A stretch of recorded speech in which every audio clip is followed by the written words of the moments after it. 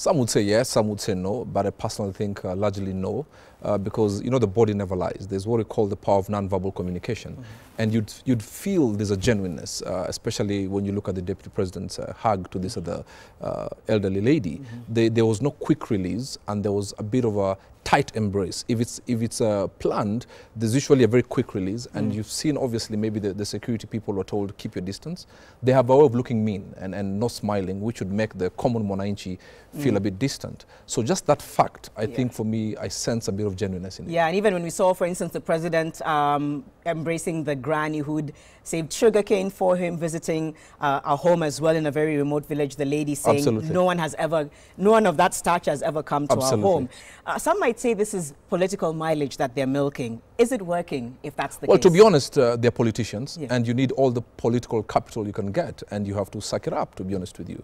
And of course, if you see on social media, people who are aligned to that side would say, oh, what a humble leader we have.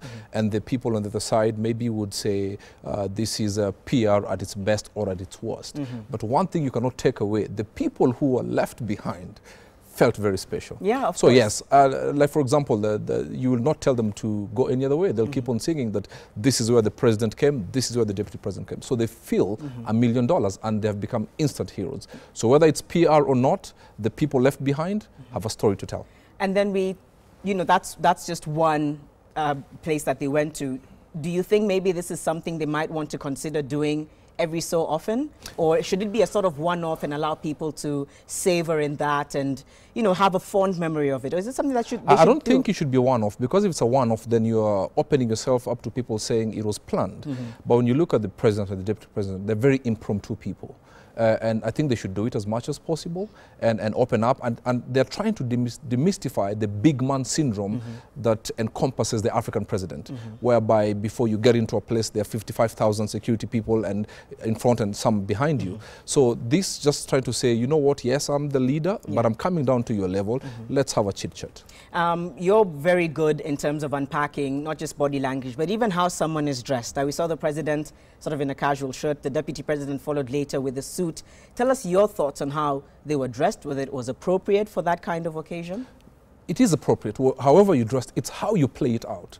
The president being in a casual outfit tells the people, you know what, I can even sit on a stool because my outfit allows me to do that.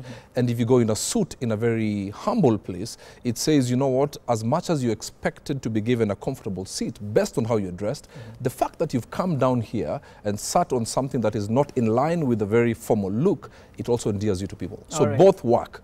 It just depends on how you play it. All right.